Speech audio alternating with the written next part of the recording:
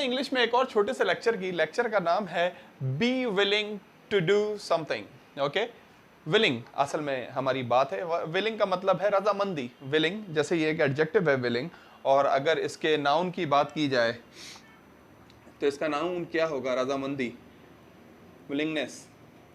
इसका एडवर्ब क्या होगा? क्या होगा भाई एडवर्ब? इसका एडवर्ब होगा विलिंगली, रजामंदी से। Okay, I am going there willingly, मैं वहां जा रहा हूं रजामंदी से। अच्छा, तो क्या है भाई? Be willing to do something, छोटा सा फ्रेज है, बात करता है जब आप किसी चीज के लिए रजामंद हो, तैयार हो, आपकी मर्जी शामिल हो उसमें, उसके लिए इस्तेमाल करते हैं विलिंग टू। बहुत ज्यादा ख्वाहिश के तौर पे भी कभी कभार लिया जा सकता है इसको।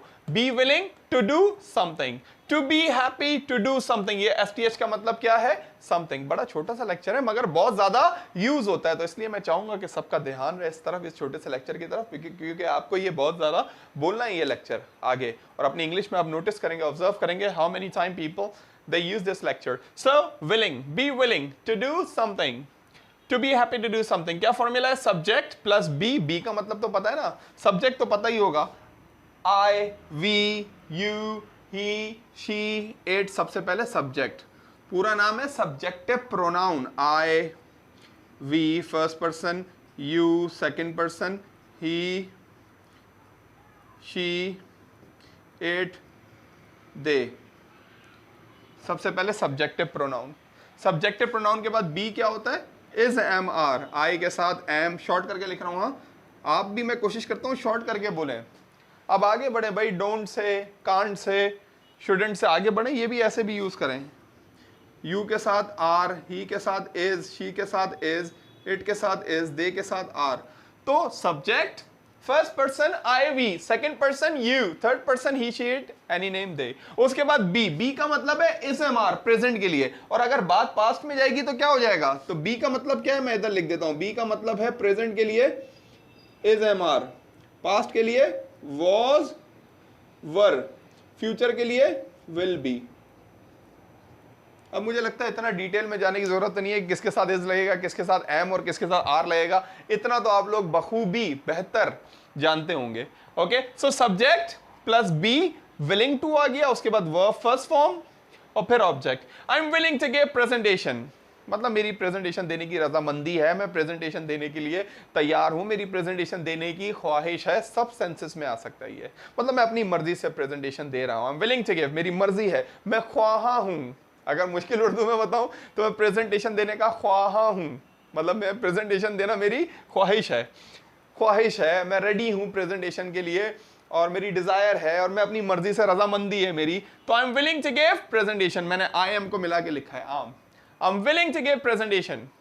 मैं प्रेजेंटेशन देने के लिए तैयार हूं, प्रेजेंटेशन देने के लिए रजामंद हूं, मैं प्रेजेंटेशन देने के लिए ख्वाहा हूं, प्रेजेंटेशन देना मेरी ख्वाहिश है। I am willing to give presentation.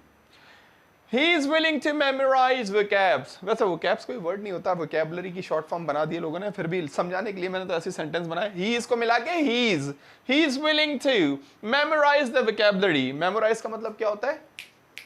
याद करना। और इसका फ्रेज क्या है? learn something।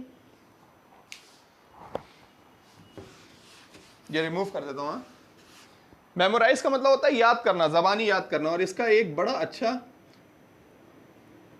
Learn something by heart, हिफ्स करना, इसका बड़ा अच्छा ये फ्रेज भी है, मुझे बड़ा पसंद है ये वाला phrase, learn something by heart. He is willing to memorize the vocabs. Vocabulary जो है ना, वो इंग्लिश में फ्यूल का काम करती है। अगर फ्यूल ही नहीं होगा तो बाइक या गाड़ी चलेगी नहीं ना, मतलब गुजारा ही नहीं है। तो वोकैबुलरी याद करना जरूरी है। हम वोकैबुलरी देते हैं तो कुछ स्टूडेंट याद करते हैं टेस्ट के लिए कि भाई टेस्ट देना है, नहीं भाई टेस्ट के लिए याद नहीं करें। जो जितनी वोकैबुलरी रोज मिल रही है उतनी याद करें अपनी प्रैक्टिस के लिए, अपनी स्पोकन में यूज करने के लिए। तो he is willing to memorize the vocabs. वो वोकैब्स याद करने के लिए रजामंद है, वो वोकैब्स याद करने का ख्वाहा है, वो वोकैब्स याद करना उसकी ख्वाहिश है, वो वोकैब्स याद करने के लिए तैयार है। ये सारे मीनिंग हो सकते हैं। Okay, they are willing to celebrate party. वो पार्टी सेलिब्रेट करने के ख्वाहा हैं, वो पार्टी सेलिब्रेट करने के लिए रेडी हैं, वो पार्टी सेलिब्रेट करने के लिए रजामंद हैं, पार्टी सेलिब्रेट करना उनकी ख्वाहिश है। तो ये मतलब है विलिंग का। जैसे मैंने बोला इसका नाउन क्या है? विलिंगनेस। अभी लिखा था ना, इसका नाउन क्या है? विलिंगनेस, रजामंदी, और willingly रजामंदी से, ये इसका एडवर्ब है, ये इसका एडवर्ब है और ये इसका नाउन है, ये इसका नाउन है, इसका एडवर्ब है। इसका नेगेटिव भी बन सकता है, I am willing to give presentation, I am not willing to give presentation, I am not willing to go by PIA, I am willing to go by serene air, like this we can say also. He is not willing to memorize vocabulary, he is not willing to memorize vocabulary, he is willing to get command in grammar, okay, in grammar.